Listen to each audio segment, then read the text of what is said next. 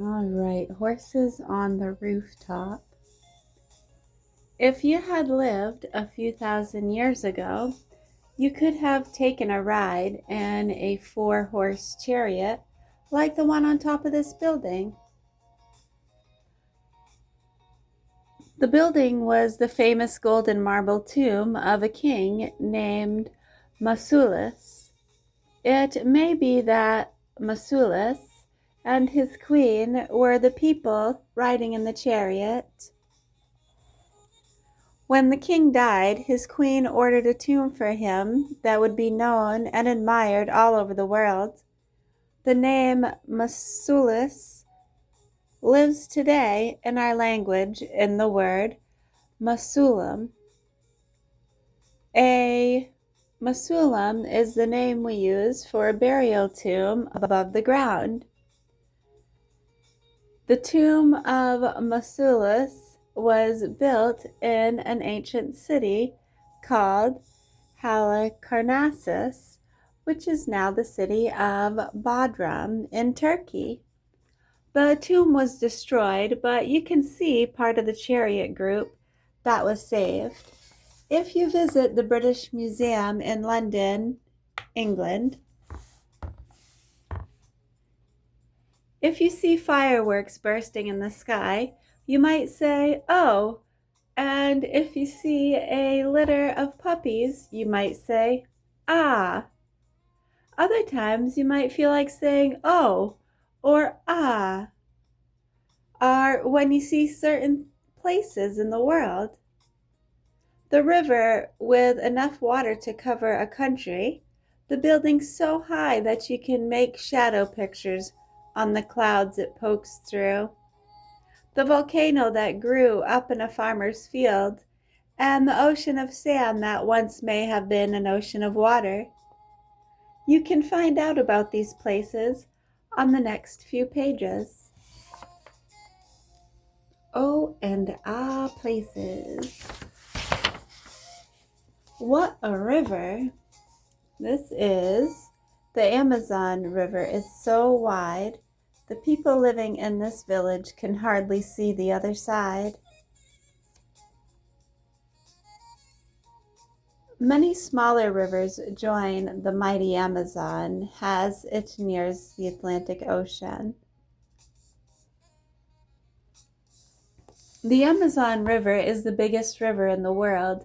It contains more water than the Nile, the Mississippi, and the Yangtze rivers put together. And next to the Nile, it is the longest river in the world.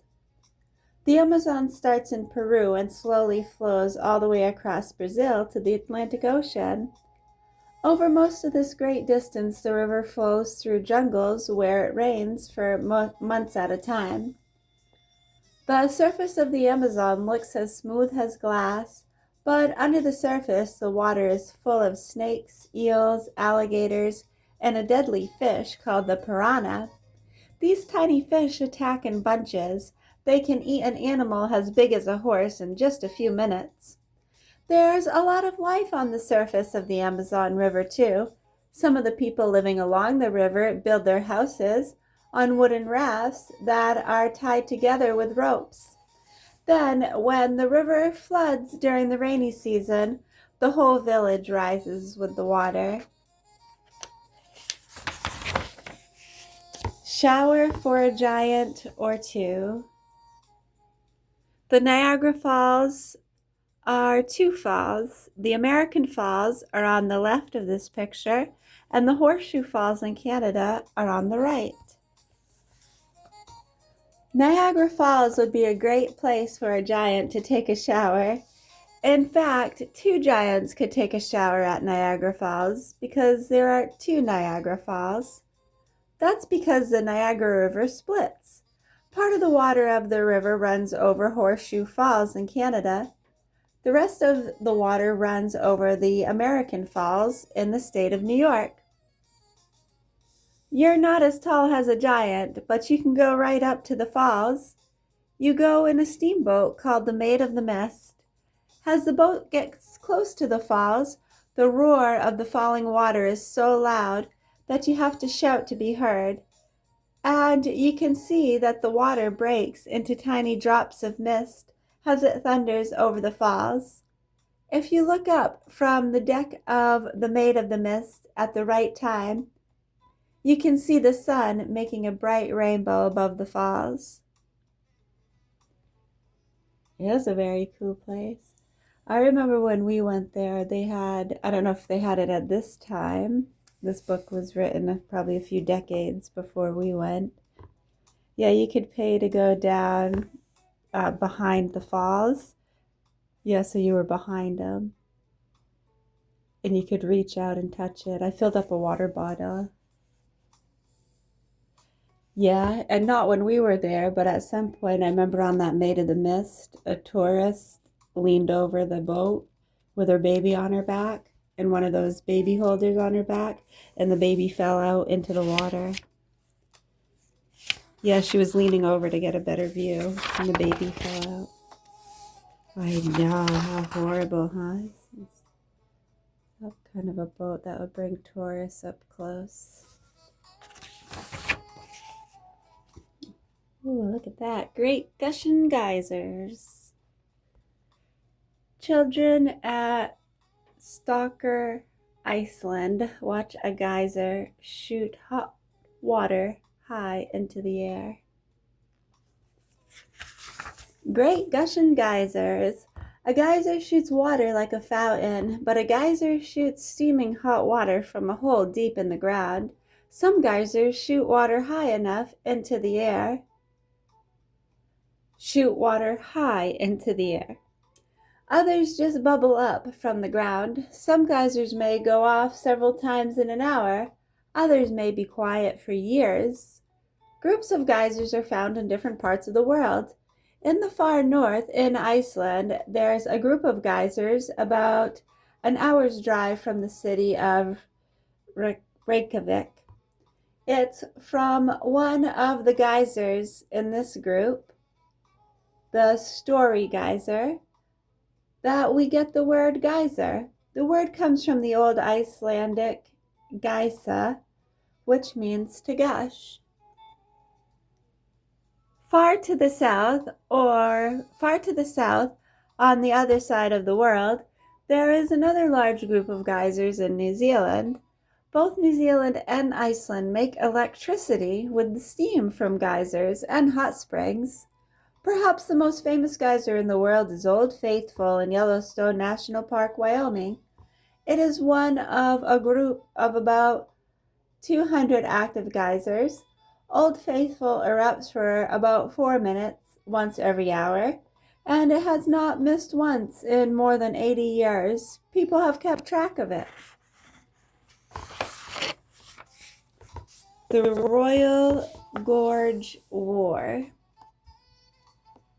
The Royal Gorge Bridge in Colorado is the highest suspension bridge in the world. Long ago, two railroad companies had a fight about a big ditch in the Rocky Mountains. The big ditch is in Colorado, and its name is the Royal Gorge. It used to be that the only way to get to the silver mines near the top of the mountains was through the Royal Gorge. So the railroad companies began to fight to see which one would build its tracks through the gorge. They had quite a problem. The gorge is almost a quarter of a mile deep, and the bottom is so narrow in some places that there seemed to be no room for anything but a river running through the gorge. One company started building railroad tracks in the middle of the gorge. All the men and tools had to be lowered over the sides with ropes. Then the other company blockaded one end of the gorge. Both companies built forts and hired many cowboys and gunslingers. During the day, the railroad crews worked to lay the tracks. At night, they rolled boulders down the sides of the gorge to smash each other's tracks. It's not very nice. They dumped each other's tools in the river. Then, they even used dynamite to wreck each other's work. Finally, the owners of the two railroad companies met, and they talked things over, and one company agreed to sell its tracks so that the railroad could be finished. If you ever visited Royal Gorge, you can get a good look at the railroad from the Royal Gorge Bridge. The Royal Gorge Bridge hangs across the top of the gorge and is the highest suspension bridge in the world.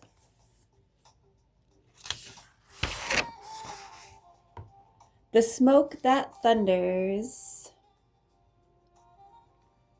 One of the most beautiful waterfalls in the world is on the Zambezi River in Africa. At the river's halfway point between the countries of Zambia and Zimbabwe, the water plunges over Victoria Falls.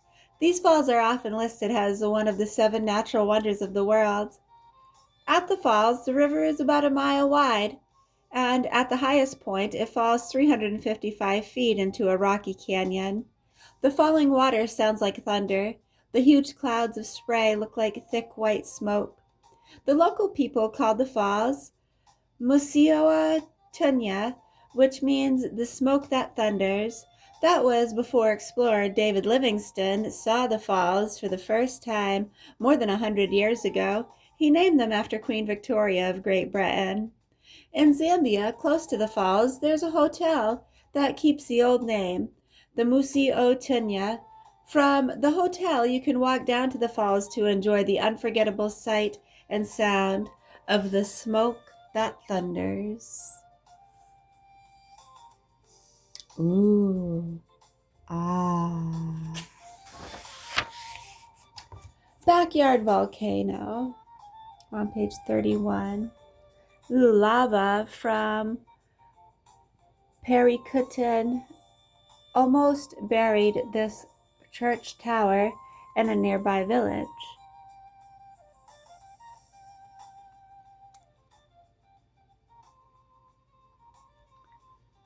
The ground is hot, almost hot enough to burn my feet. It's been getting hotter every day.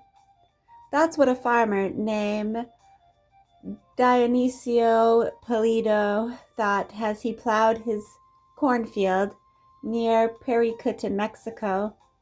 Suddenly, the ground began to shake and crack, and a big puff of smoke and steam roared out of a hole in the ground. Dionisio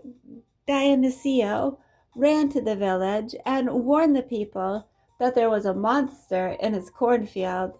It wasn't a monster, of course. It was a volcano being born. It shot ashes and steam and melted rock out of the ground until all of Dionysio's farm was buried. It grew through the spring and summer until it became higher than the highest building in the world. It forced people who lived in the village of Perikutan to run away so that they wouldn't be buried under it. It grew until it buried another town too. During the day, the sky was black with falling ashes, and at night the sky was red with sparks and glowed with melted rock. The volcano kept growing year after year until it became a mountain. Then it stopped growing. Today, Perikutan volcano is quiet. In just 10 years, it grew big enough to be counted by some people as one of the 7 natural wonders of the world. The Great Barrier Reef. Ooh. Off the northeast coast of Australia, sparkling ocean waves crash on coral reefs. These reefs, lying just above or below the water, look like piles of stones, but the stones are alive with bright colors that seem to change the reef into gardens splashed with orange, yellow, green, and purple. There are many beautiful coral reefs in the world, but the one off the coast of Australia is the biggest. It stretches for about 1,250 miles.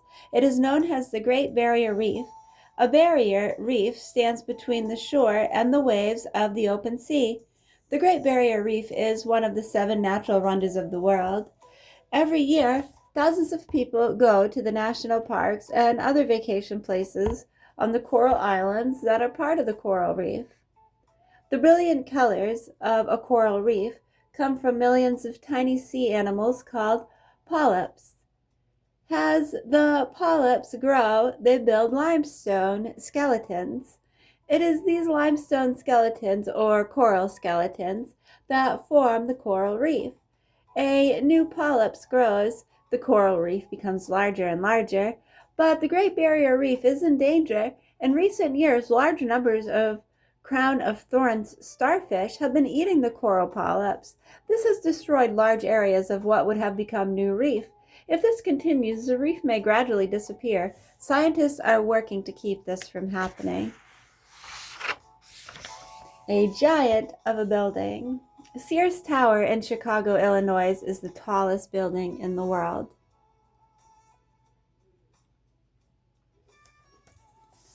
It reaches skyward like a mighty giant. It has 110 stories and is 1,454 feet high. This giant of a building is Sears Tower in Chicago, Illinois. It is the tallest building in the world. Just to plan Sears Tower took about 3 years. Then it took 4 years and millions of dollars to build. The building looks like 9 towers of different heights, all clustered together. To handle the crowds of workers and visitors, Sears Tower has 7 lobbies and more than 100 elevators. 4 of the lobbies are so high that they're called sky lobbies. These sky lobbies are served by double-deck elevators, 2 elevators built one on top of the other. Each elevator has room for 25 people. When these double-deck elevators stop, the top elevator is at one floor and the bottom elevator is at the floor below. This happens in the sky lobbies on the 33rd and 34th floors and on the 66th and the 67th floors. You can ride in one of 2 elevators that zoom up to the sky deck on the 103rd floor. The trip takes less than a minute from the observation deck. You can get a giant's eye view of Chicago and the surrounding area. And we'll read this last couple pages here. Well, it's not the last pages in the book, just for this session. Keep it under 20 minutes. We're at 17:11 right now. Lake in the sky. This is Indians live on Lake Titicaca in the Andes Mountains of South America and travel in boats made of reeds.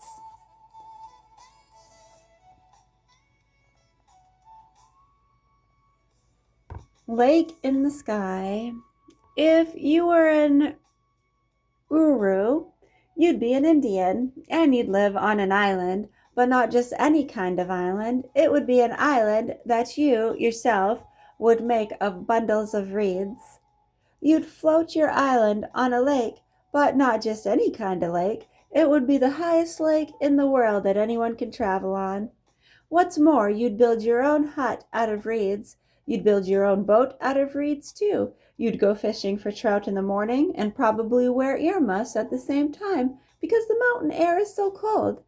In bad weather, your island would shimmy and shake, but you wouldn't mind. You'd be used to living that way, and you'd tell visitors that your ancestors were older than the sun. You'd be living on Lake Titicaca in the Andes Mountains in South America, between the countries of Peru and Bolivia. All right, we'll read another one.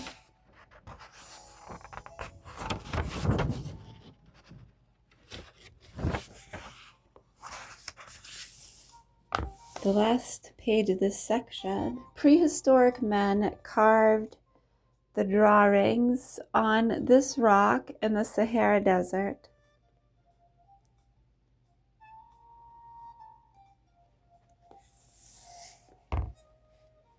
An ocean of sand. You'd never expect to find skeletons of fish in the Sahara Desert in Africa, but scientists have found them there. Long ago, the Sahara Desert may have been an ocean of water. If that is true, the fish bones were left behind when the water dried up. But before the water dried up, something else may have happened. A huge garden with rivers and fields of grass may have grown where the desert is now. Drawings found on the walls of caves in the desert show animals that couldn't have lived in a desert. After a long time, the rivers dried up. So did the grass. And what may have been first an ocean and then a garden became the biggest desert in the world. And the next section we'll start is where they run a country. We'll start that in a few minutes. Take a break from reading.